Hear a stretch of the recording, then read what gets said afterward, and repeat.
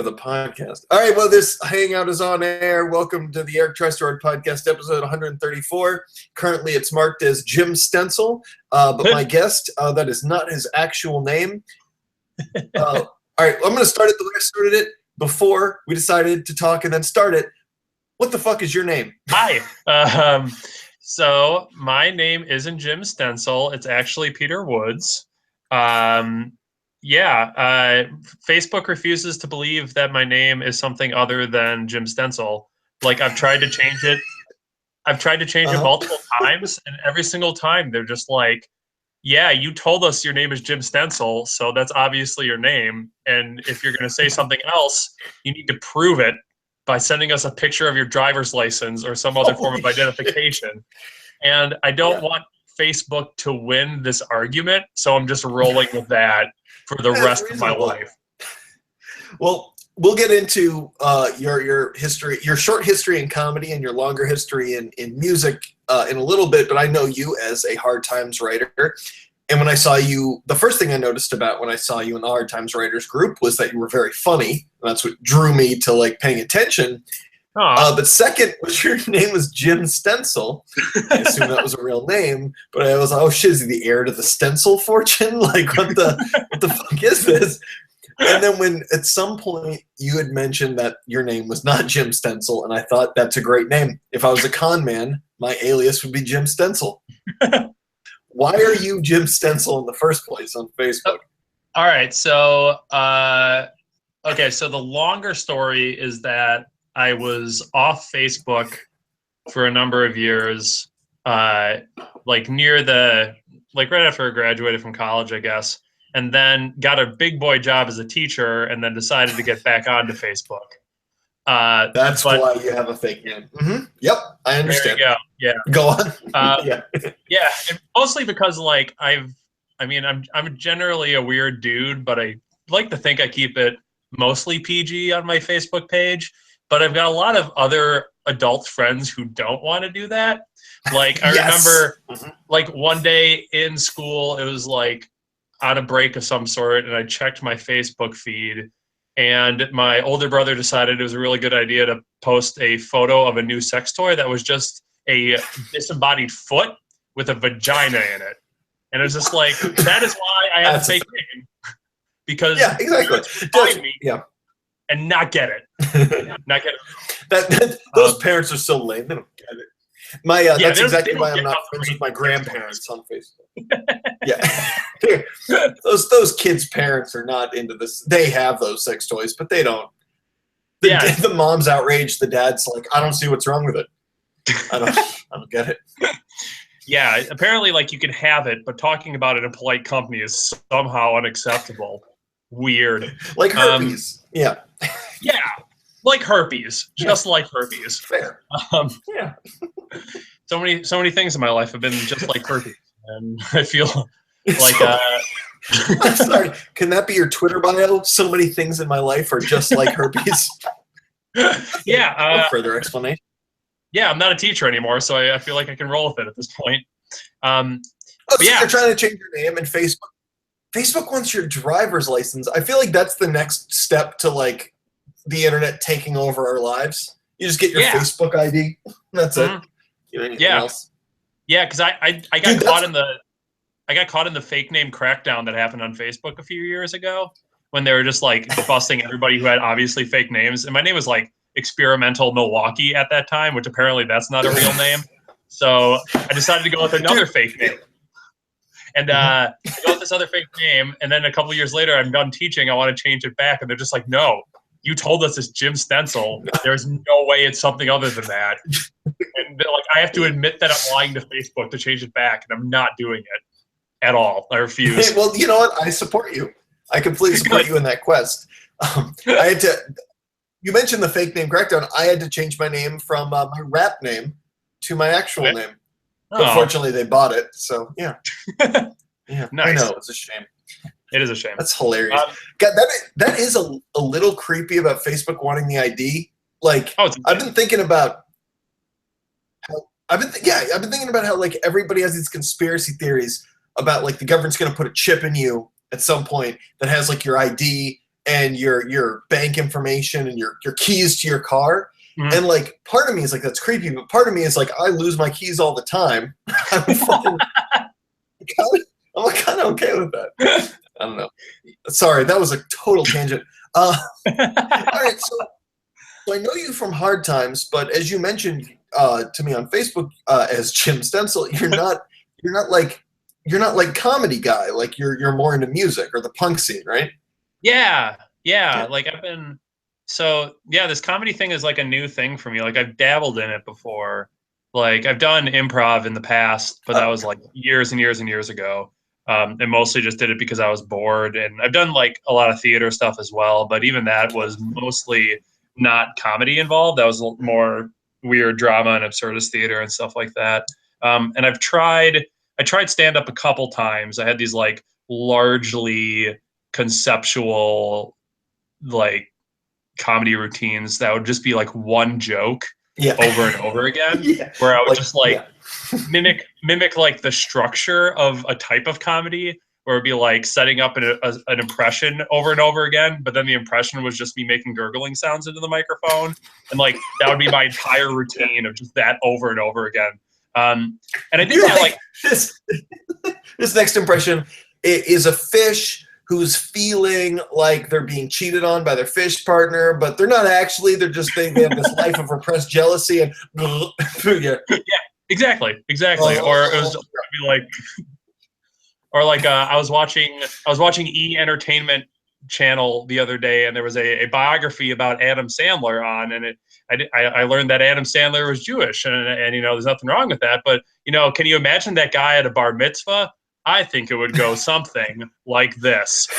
And then I would just make that sound for like 5 minutes. But then like I did that like years ago, and then I like kind of left it because I was busy with other stuff.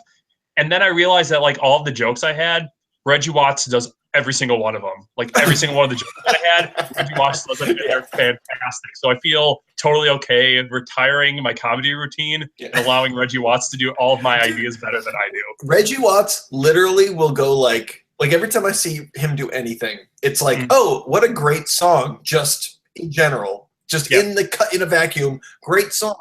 Oh, also, it's a really funny concept. Oh, also, he's making 800 subtle references and jokes that like are just in there.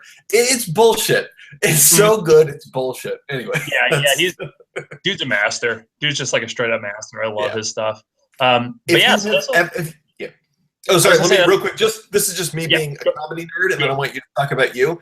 If you haven't seen Reggie Watts' Muffin, just Google that. It's like a lesser known like video that he did on like a DVD a long time year ago.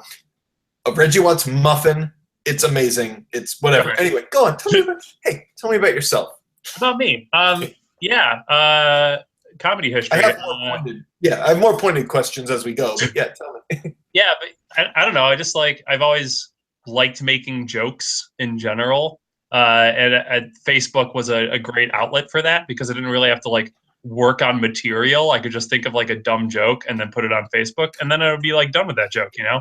And so I just did that for years. And then Hard Times started rolling around, and I was drawn to it. I liked making jokes, and I liked the DIY community and hardcore and punk and all that stuff. And so I just kind of had this opportunity to make that happen. And I was actually at an internship for the past year, and like the last 2 weeks of my internship, I had literally nothing to do. I finished everything up beforehand. I was like, oh, I'm bored. Let me take on it. That's a kind of person. I had a package together for Hard Times and sent it in, and then got in there and just started, you know, every single stupid idea I have was no longer just putting it on Facebook, just putting it in the Hard Times page and hoping that somebody would like it enough to let me write an article about it. Well, you are one of the few people who I've seen. Like, I mean, I'm by no means an OG. Like, because I joined maybe like a little less than a year after it was founded, but I've now been a part of it for over a year. Yeah. So like, so I've seen a lot of people come, and you're one of the few people I've seen in the last year who got right in and started doing well, and that's very rare. I spent 6 months. People listen to this podcast. I spent 6 months bombing before I started getting stuff on, or even getting stuff like liked. Like that was, but you were one of the few people who just came right on. So it makes perfect sense to me that you had been kind of dabbling in the format without even knowing that the format existed. Yeah, for a while. Yeah, and I think also just having a little bit of journalistic history too. I did some freelance stuff for the AV Club, the Milwaukee version of it. So I have like some understanding of how to like structure a story and things like that, and I feel like that having that understanding and just being able to like turn those into jokes after that, I think really helps. That's what the Hard Times creator Matt Sankum always talks about, is like he credits his journalism more than his comedy history as far as like knowing how to do this kind of thing. And yeah, that makes perfect sense. That's really cool. This is one thing I've had a lot of Hard Times people on this, but I don't think I've ever mentioned this. And I'm just relating to it now because of what you said with Facebook. In the years before I even knew Hard Times was a thing, or even read it as a fan for like 6 months before I applied. But like, I'm in a pop punk band, and we did pretty well over the last 5 years. We kind of slowed down now, but there's a group on Facebook with about 40,000 people in it called the Defend Pop Punk Group. It's a huge group. It's like whatever. But my band got to grow a lot because of that group, because they liked us in there. But I was in that group actively posting for almost a year, long before I knew about the Hard Times. And it was just, I realized that group, I could just post jokes about punk and pop punk and whatever, and people would like it, respond, laugh, whatever. And like everyone would just like riff on these jokes about like music and punk. And I was like, this is, and I remember telling myself, because I didn't do stand-up until this year, until like a while after I joined Hard Times, I was like, oh man, if there was a community that just cared about punk jokes, I could do comedy. And so after that, this guy Jared Alonge, who I fortunately got to write an article defending via the Hard Times, he was doing that via like, he was like a YouTube star, but was doing it about like punk and metal and stuff. And then shortly after he blew up, the Hard Times blew up, and it was just like this perfect community of like, there's a place for comedy in music, specifically punk communities, and that's unbelievable to me, but so fucking cool. So is that, have you been doing comedy stuff outside of the Hard Times as well? No, actually, like this is like literally my only outlet for like comedy at all. All right, well then let me ask you then about punk stuff. So what was the first thing, if we go way back in time, what was the first thing that got you, well, how old are you, first of all, so I can frame my years of reference? Okay, so I just turned 30 this year. Hey, me too. All right, hey, we're the same. All right, sweet. Yeah, so you're probably funnier. So let's go back with punk. What age were you when you first got into punk, like real, like, or hardcore or whatever? And what was the first band or record or whatever that moment was that like separated you from the musical pack, that kind of got you like really into this style of music? I'm trying to think. I was actually like laying out my like musical history over the past I guess 15 years at this point. Yeah. No, even longer than that. Because like I really started getting into music, like saving up my allowance and buying albums. Like, yes, I remember paying for music. That was crazy. That was a weird time. I somehow had more money to spend on music when I was in 6th grade than I do now, as a broke ass grad student. $10 for Spotify. Oh, you're a grad student? I'm so sorry. I did that for a while. Fuck that.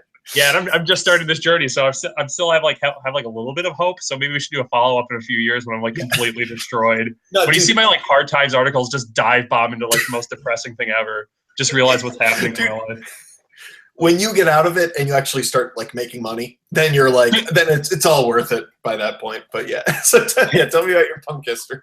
Punk history. So like 6th grade was like into like real radio friendly like alternative music. Like I like Cake a lot and Beck's Odelay and like bands like that. I only listened to like only like the hits on those. And I was like exclusively 311 in 6th grade. So hell yeah. Well, 7th and 8th grade, that's when the new metal comes in. and that's when Yep. stuff goes off the hook. Yeah. You know, like jamming Slipknot because it's the heaviest thing that you've ever heard. Yeah. Like that Moon level. Dr. Uman Ina. Yeah. Hell yeah. All of it.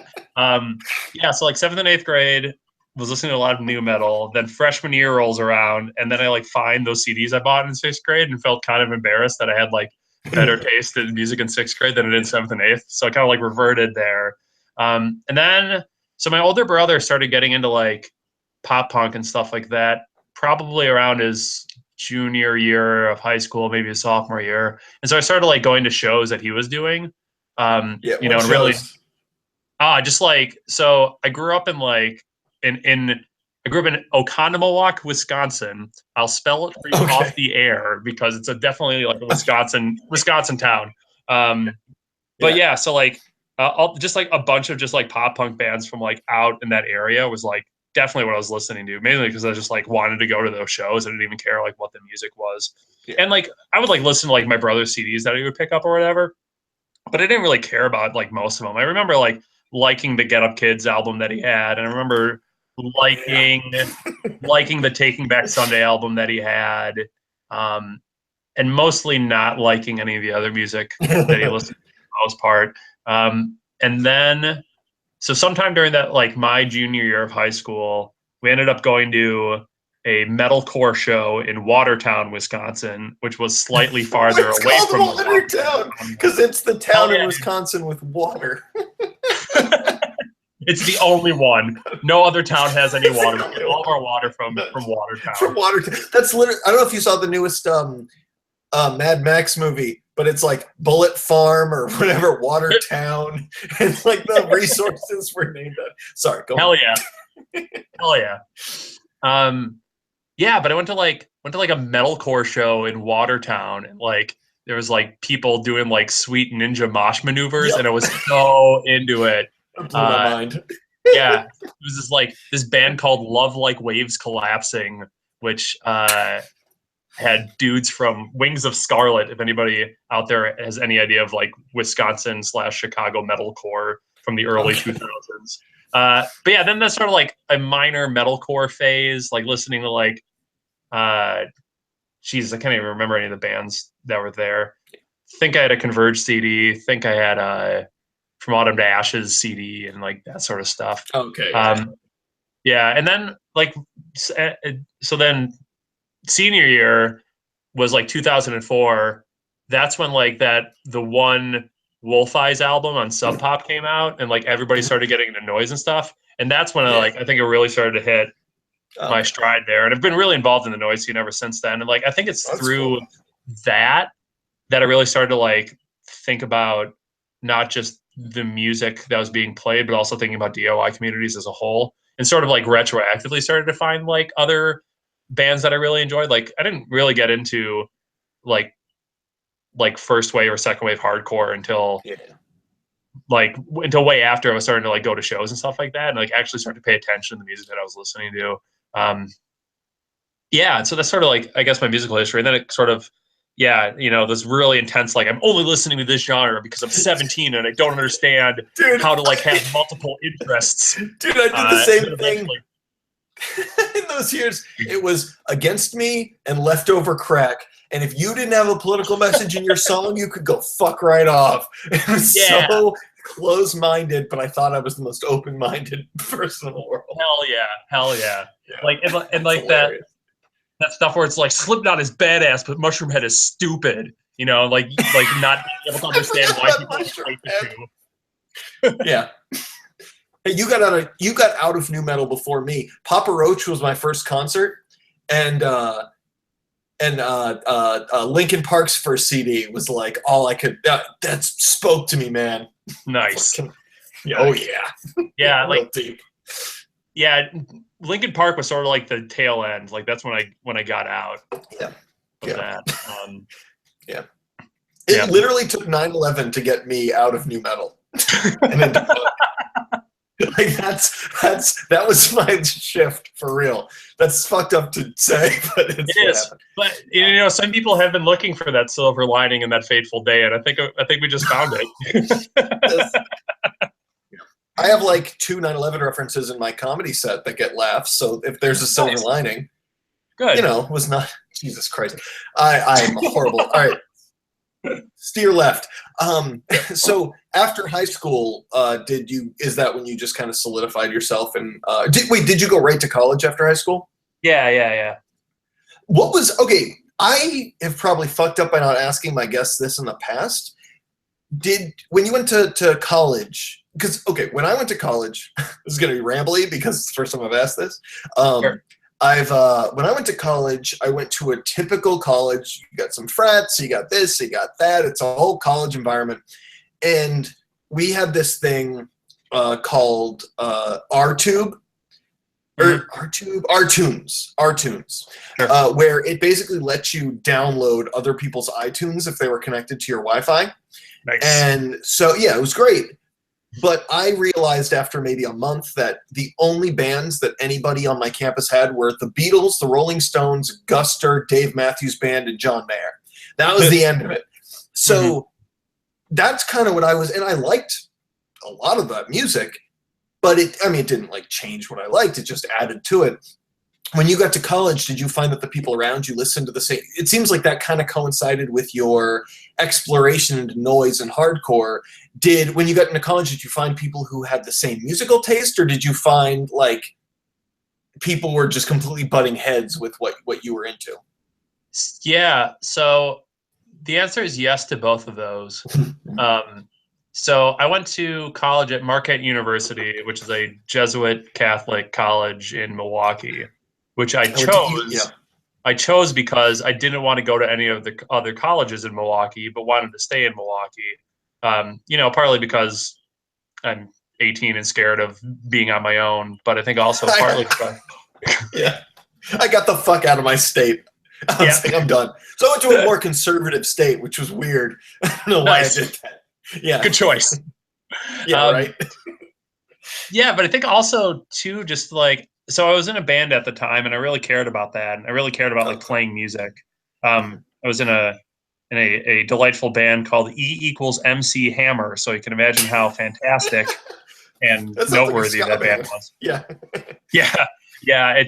Ska bands were probably less obnoxious than we were, to be perfectly honest.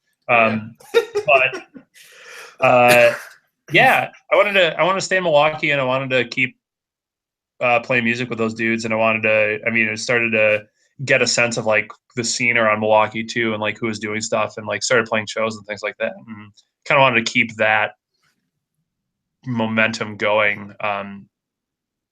So I went to a Catholic Jesuit college in Milwaukee that I didn't really gel with most of the people that I knew there. There's a bunch of like other people who I got along with because they were constantly yelling jokes at each other like I was at the time. And I think that was like the one thing that kept us together, was just like constantly trying to like one up each other. Like, kind of like it was at the beginning of like YTMND, if you remember that website. Yes, I do. So like, the man like early meme culture that like we had like just started to like get a general grasp of. And so like our Facebook feeds were just like the entire Facebook profile was like memeing off of each other's profiles.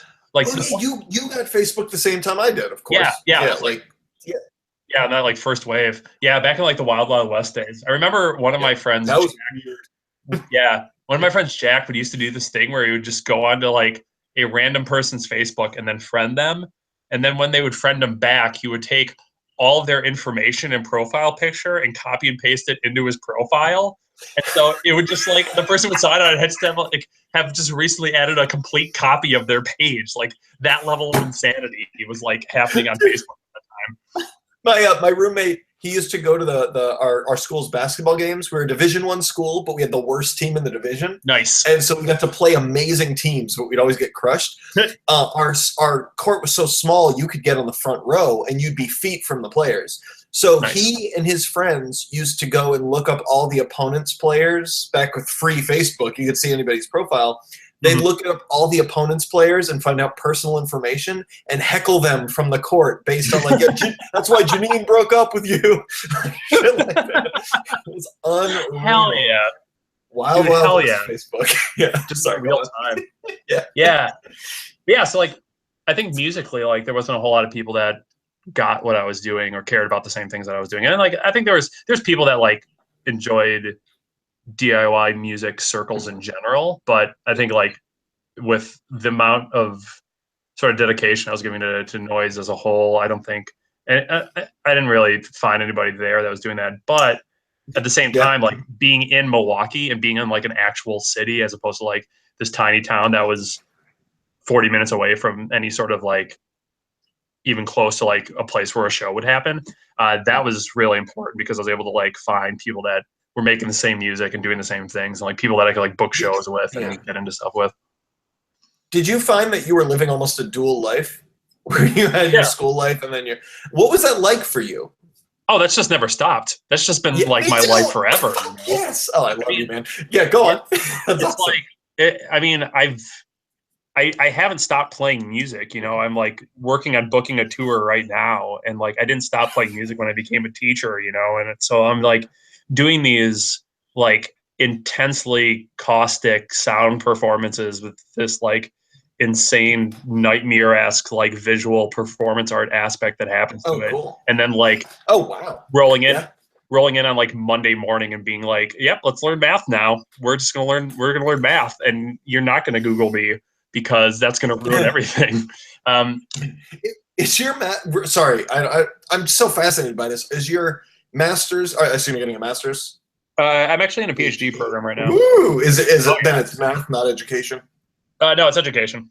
It is education. Oh, that's It's cool. education. Yeah. When you get it, do you think, God damn it, this is boring for anybody but me? I'm sorry. Sorry, listeners. Is not really. Your life is fascinating. Did you? Is it so you can teach at a higher level, or is it so you can get a different type of job in? I assume, is it so you can teach like at a higher level? Is that what you're getting it for?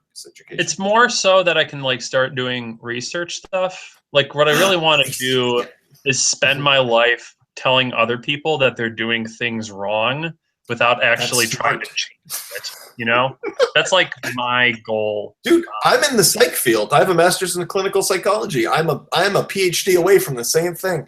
Great, we can do it together. I specialize in diagnosis, not Perfect. treatment. It's like, yeah. Okay, so that's really cool that you kind of live that dual. I've definitely always felt the same way, where it was like I was in touring bands in college, and then after college it was like I had work life and I had band life, and now I have a family life. Yeah. I have a work life, and I have a comedy life. And they're all so extremely different that it's just it's weird to juggle, but like I don't know, it's kind of freeing in a way where you're not just like melding, because like it's like my wife could not care any less about going to see me do comedy. She's seen me do 100 band shows, and so it's nice to know that you can just like walk out of the house at 9 p.m. on a Wednesday and go to a mic or something and just be like, this is this other person that I am. It's almost like very freeing. I don't know, in a way. Do you relate to that, or is it just like you kind of blend the two? No, I mean, so part of what I'm doing in this PhD program and part of the research that I want to do is looking at DIY communities and DIY musical production and how that can serve as educational practices. So thinking about like people that are in noise communities, people that are in hardcore scenes, like what are they actually learning within these communities, and what are the practices that are leading to that learning that happens. So in that sense, I think there's a little bit of a blending that's going on. I think the biggest thing like that keeps like stuff separate for me is that like how separate and bizarre some of these things are from like both perspectives. Is just like having to like be able to sit down and explain to people like why I do these things is so time consuming and so like frustrating in a lot of ways. It'd be like having like somebody going from like never hearing even like, you know, just listening to like the radio the entire time, and then like me like busting out like, here's my latest noise jam, and like having to like sit down and say like, yeah, I know I'm your math teacher, but first of all, I'm not a total freak, and secondly, like this is why I enjoy this, and like having to like explain that from like ground zero, like through that, like that's just it makes it difficult to relate those different worlds and try to blend them, I think, on that social level. But at the same time, I think part of what I think was one of the biggest strengths I had as a teacher was being able to like relate to kids in terms of that practice too. So I remember, I can tell you specifically, when I was doing my student teaching, I was playing in a grindcore band called Half Gorilla, and there was a couple of these like really just obnoxious like metal kids that would show up in like Lamb of God shirts like every single day and like would do things like glue quarters to the desks in the classroom. But once they like, there was a day where they were like trying to like mess with me, and they were just like, like giggling in the corner. So I walk over there. I'm just like, all right, guys, why are you giggling? And they're like, hey, Mr. Woods, so what do you think of the band Anal Cunt? And I got to respond with with this fantastic teacher answer of, well, first of all, I don't think that they're actually good. Their jokes are really dumb. And then secondly, when I opened for them last weekend, they were totally offensive and not like even entertaining. At which point the kids were like, yeah, what opened? What does that mean? It was just like, yeah, my band Half Gorilla opened for them. And they like left school that day and came back the next day with like a stack of papers, like an inch thick, just like printed pictures of me off of our MySpace page. Oh, wow. Because this is before Facebook had like band pages. Yeah. And so they were just like, and then after that, they were just like the best kids in class. Of course they were connected with them. That's what. Oh yeah. So my part-time job is teaching. It's all college. Sure. And they're like, most of them are not connected to, anything like that.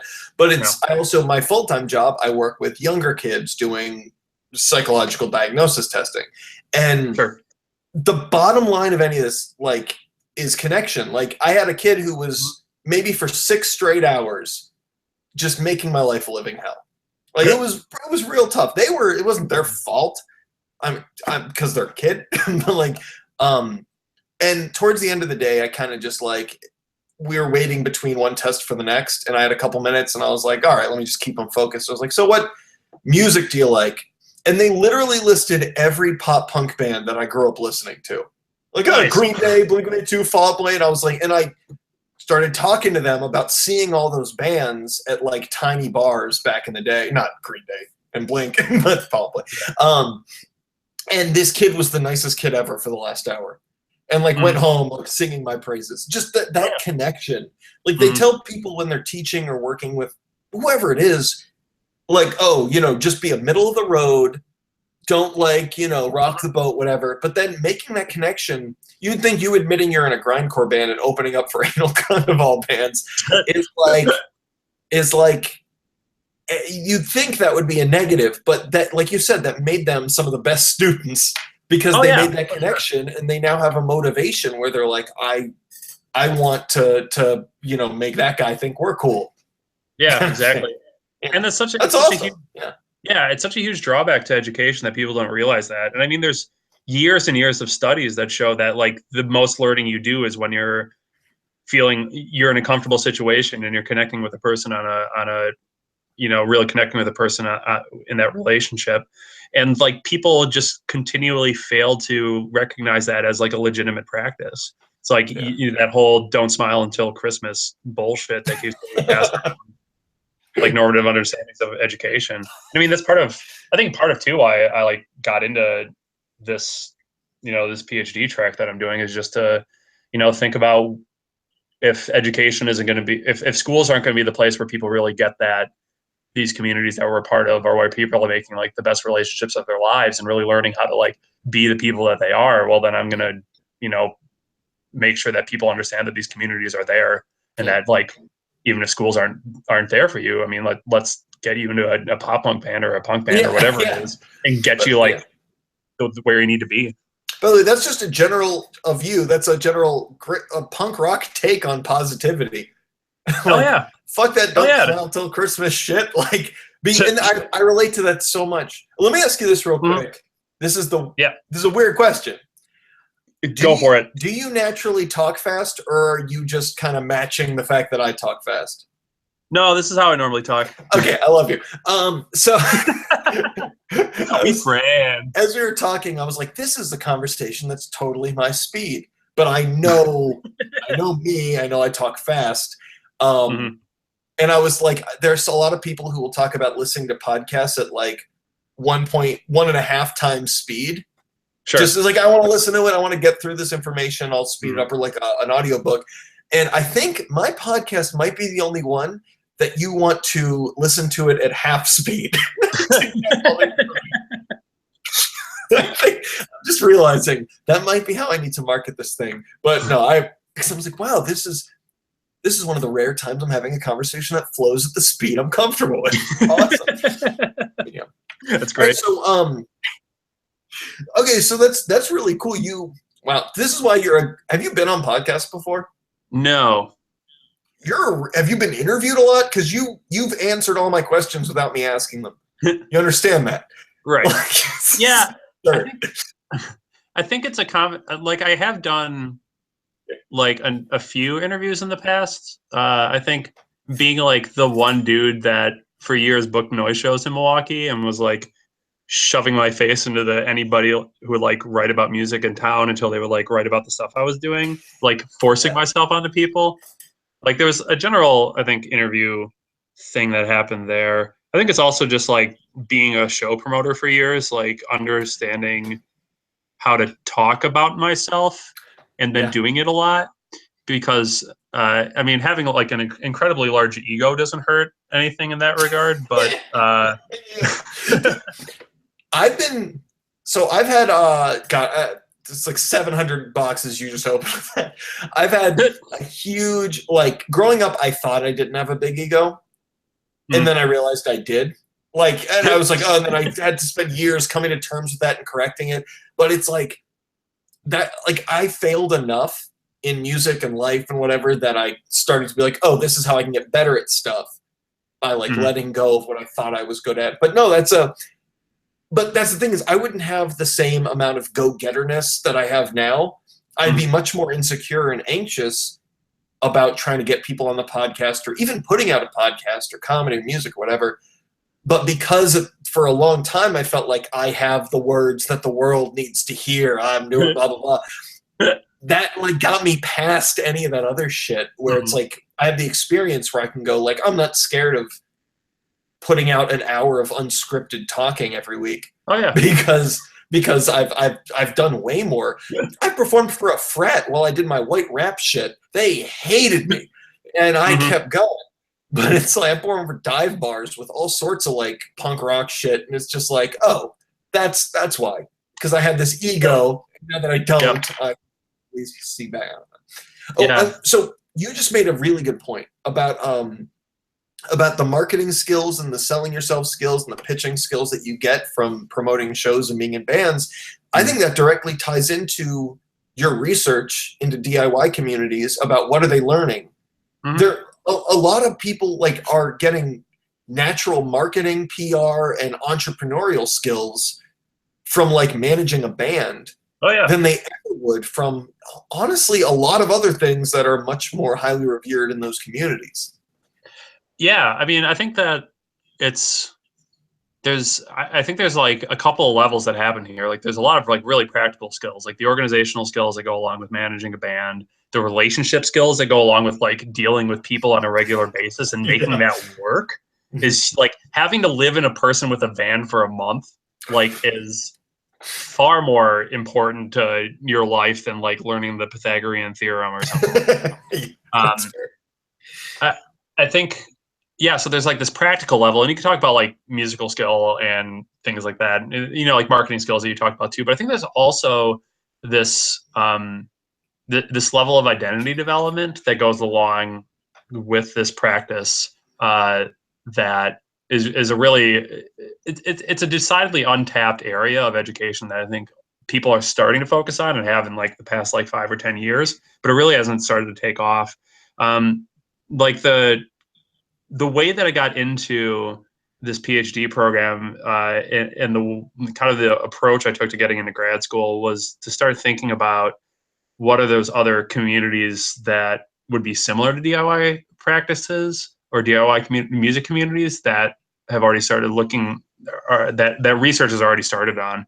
And in the past 10 years, like there's been a huge explosion of research into maker spaces in education. And it's been really cool to like see people talk about how like student agency is just like the agency that people have within these spaces is like completely exploding, that people like work in maker spaces, and just by the fact that they're doing stuff within these communities, that all of a sudden they have this like agency to go on and like change that and happening. Like that's what punk is, and what it's been for like years and years and years. So it's been cool to like really start to see a lot of that research that's already existing, and being able to think about how do DIY music communities and punk communities and hardcore communities and any sort of like music community in general, how does it really fit into that framework? And then thinking about like what are the potentials for educational practices as well. That's really cool. Yep. So awesome. So what's your end game? Are you an actual healthy person where you're like, I have a career and then music and comedy is fun? Or are you, what's your deal? What's your end game? My end game in terms of what? Like life. Just like living a long life. I mean, I go to the gym a couple days a week. Oh, so you're mentally healthy. All right. I've heard enough. No, it's like I have this thing where I tried to make it in music for 15 years, and now I've been in my first, as of now, like 9 months of stand-up and 12 months of comedy writing. But I've always tried to be like, all right, I do my work thing. I got my personal life in order, but I really want to do something creative, music, comedy, whatever. And then it's like all the while I'm complaining about how I'm not getting this in music or that in comedy.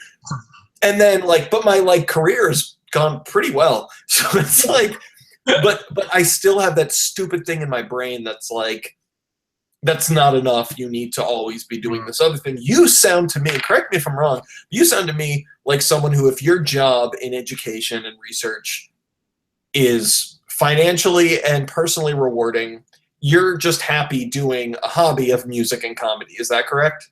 Yeah, I think. You healthy motherfucker. No, that's awesome. That's really awesome. Yeah. The fact that you're getting so many jokes out through the hard times to so many, such a wide group of people. Oh, it's insane. And it's a group that you care about. That's God, that's so cool. I mean, I feel it too, but that's so fucking cool. We got a couple more minutes. Can we talk about hard times a little bit? Let's talk about hard times. So when you jumped, God, you are good at interviewing. That's hands down the best. Usually it's, yeah, sure. Oh, okay, that sounds pretty good. Yeah, let's talk about hard times. God damn it, that sounds like it's out of a movie. All right, listen. So with hard times, so you kind of told me the history about getting in. How did you? What was your take on? I'm gonna ask this very vague because I just want your vibe. What was your general vibe once you got into the writers' room and started pitching? What's the general vibe? Or I don't know. That's a shitty question. What was it like for you? What was your experience like, especially early on? Because that's a weird thing to just get thrown into. Yeah, it is. At least it was for me. Yeah. But at the same time, it felt really natural because it was just like So I'm on Facebook for two reasons. I'm on Facebook to tell everybody about the cool stuff that I'm doing outside in the world and trying to get people to go to my shows and buy albums, which doesn't work at all. And I'm also on Facebook. To write stupid jokes that people can laugh at, Yeah. And so most of the time that I'm on Facebook, I'm just posting stupid shit that I think about during the day. And band name, I'm going to go on Facebook and talk about a dumb band name that's there. Or that I came up with. And so Hard Times was just really an extension of that, where it just felt like everybody was doing that. Just everybody was just coming up with both dumb and intensely hilarious jokes. Yeah. And has Hard Times ruined your sorry. Yeah, just all of that was fair game. And I feel I don't know if I'm the only one that does this, but I feel a lot of the stuff that I post in part of me wants that pitch to like catch, you know, and part of me wants that to be successful, but the other time is just like, this is a dumb thing that's going to make like 2 people in this room laugh besides me. I'm definitely posting this as many times as possible. Yeah. So that was really comfortable for me. And has that just been like the general vibe throughout? Like that hasn't really changed. I mean, because you, like I said, you came in and you had posts hitting right away, and that hasn't really stopped. So have you had to change up your style, or has that just been start to finish? No, I think like a lot of it was I was just like ran in there at the beginning and just started like throwing stuff out there and seeing what like stuck. And a lot of the like so I had like a lot of success really quickly. Like I think I had like 4 articles in the first 2 months, and it slowed down. It slowed down a lot since then. But like the jokes that people picked up on were not the ones I expected at all. Like that happens to me too. Yeah, go on. Yeah. So the first article that I think it's still like the article that's gotten like the most attention out of the people in that room was my article about LimeWire, whereas like LimeWire. Can you say it? That's such a funny title. Yeah, I think it was like LimeWire download finally finishes or something like that, or like LimeWire finally downloads. Like that was one of those things where it's like, this is this really dumb idea I had. I'm gonna post it there because I think it's kind of funny. And then like it just blew up, you know? Yeah. And like other times I'll like be like sitting down like wordsmithing this like perfectly crafted joke that has these like multiple levels and these like intensely funny references, and then like nobody gives a shit. Nothing. Nothing. It just dies. Yeah. I don't know. I think that type of response does not feel very different from the jokes that I tell on a regular basis. Like the weird shit that I think is hilarious, nobody gets besides me, and that's fine because I'm just gonna laugh like super hard at it until someone like tells me to stop being as awkward as I am, you know? But yeah, that was the thing, is just like trying to like understand what's gonna play on like multiple levels. Like I've just got like a humongous back catalog of noise jokes that I want to make. Like so many noise jokes, just filled with all these like noise references that I'm never gonna pitch in that room because there's no way they're gonna pass. Yeah. Like a super basic like noise reference. Like I'll talk about like White House, or I'll talk about Merzbow, like these like massively well known, like the biggest names in noise or whatever, and like maybe one person will like it, but then immediately comment, I think that like reference is not going to work with a larger audience. Like, with 100,000 people. Yeah. Like, I know that. I'm gonna try. Goddammit.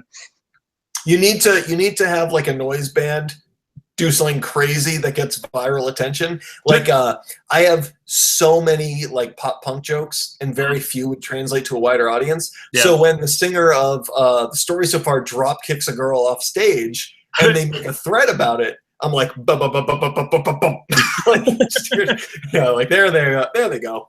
Always save everything. That's awesome. Yeah. So can you give me just wrapping up, any plugs, music, comedy, whatever it is, just any plugs that you have where we can find you on Twitter? We've already told you where we can find you on Facebook at Jim Stencil.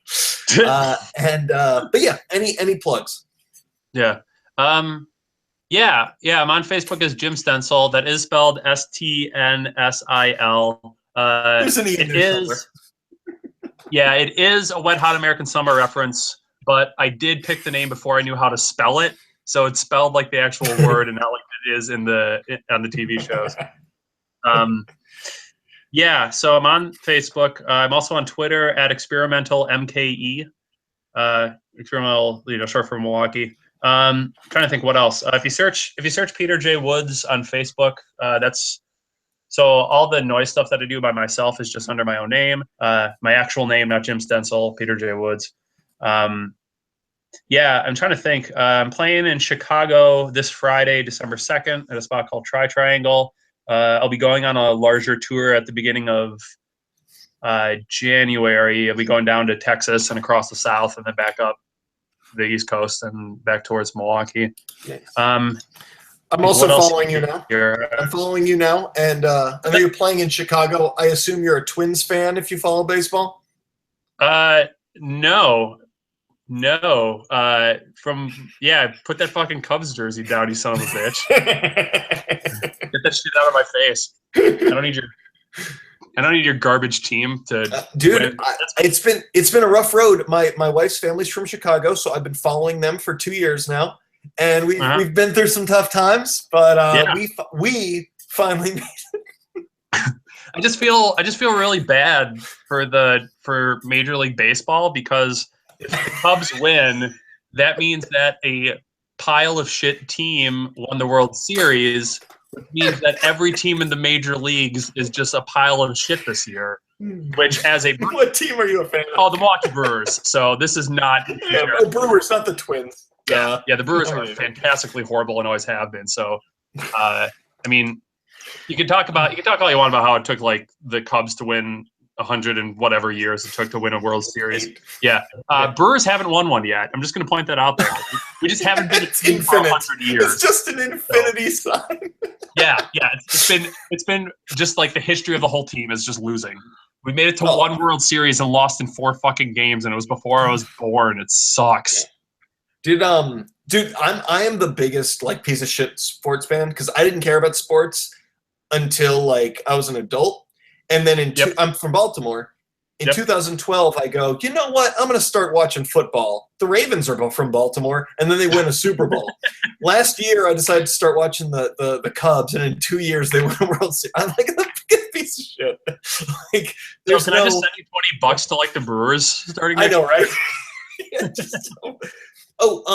This is while you're still stalling, thinking of plugs.